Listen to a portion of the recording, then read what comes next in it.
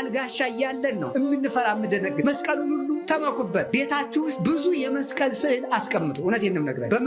ከማዕዘኑ ላይ በመስኮቱ የመስቀል ስዕል በወረቀት ይሆን እየሳላችሁ አስቀምጡበት። ይሄ መስቀል ይመክታል። መስቀል እንኳንስ ታማትሞበት ወይም እንኳን መስቀል ተመሳቅሎ መስቀል ምልክት ሲታሰብ ራሱ ያሸንፋል። ሰው ራሱ እኮ መስቀል ነው። አያችሁ፣ ሰው መስቀል ነው። ስለዚህ ይህንን ገንዘባችን እንድንጠቀምበት አምላከ ቅዱሳን ይርዳል።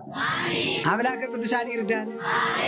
ድንግል ማርያም ገንዘባችን ናት። ክርስቶስም ገንዘባችን ነው። ሃይማኖት ገንዘባችን ነው። ቤተክርስቲያን ገንዘባችን ናት። መጻሕፍት ገንዘቦቻችን ናቸው። ኢትዮጵያውያን ደግሞ ብዙ ገንዘብ ሞልቶናል። አይዟችሁ፣ ያለቀውን ገንዘባችን አትዩት። ብዙ ገንዘብ አለን። እመቤቴን ነው የምነግራችሁ። ኢትዮጵያ አንድ ነገር ብቻ ተናግሬ እየጠቀለልኩት ነው። ኢትዮጵያ እግዚአብሔር ድንግል ማርያምን ለዓለም እናት አድርጎ የሰጠን ከመስቀሉ ስር ነው። ለኢትዮጵያ ግን የሰጣት ገና በ2 ዓመቱ እዚህ እኮ ነው። ጣና ቂርቆስ እኮ ነው የሰጠን። ጣቃን የገባለት ማለት ኢትዮጵያ ውስጥ መጥቶ በዋልድባ፣ በአክሱም፣ በደብረ ሊባኖስ፣ በጣና ቂርቆስ በዚህ ሁሉ ስትንከራተት በተድባበ ማርያም፣ በመርጡ ለማርያም ስትንከራተት ኢትዮጵያን አደራ አድርጎ ገንዘብ አድርጎ ሰጥቷታል። ዛሬስ ቢሆን ኢትዮጵያን የሚጠብቃት ሰራዊት ይመስላችኋል? ወላዲት አምላክ ናት። እስከዚህም ያደረሰችን እመቤታችን ናት። ነገም እሷ ታውቅልናለች። ከእሷ የተጠጋ ሰው የሚነካ የለም። ወበይንተዝ እይደነግጽ ወይፈር እምትግብርተ ብሲ ወብእሲት ወማፋንበሳ ዘይጥህር። ተመልከቱ።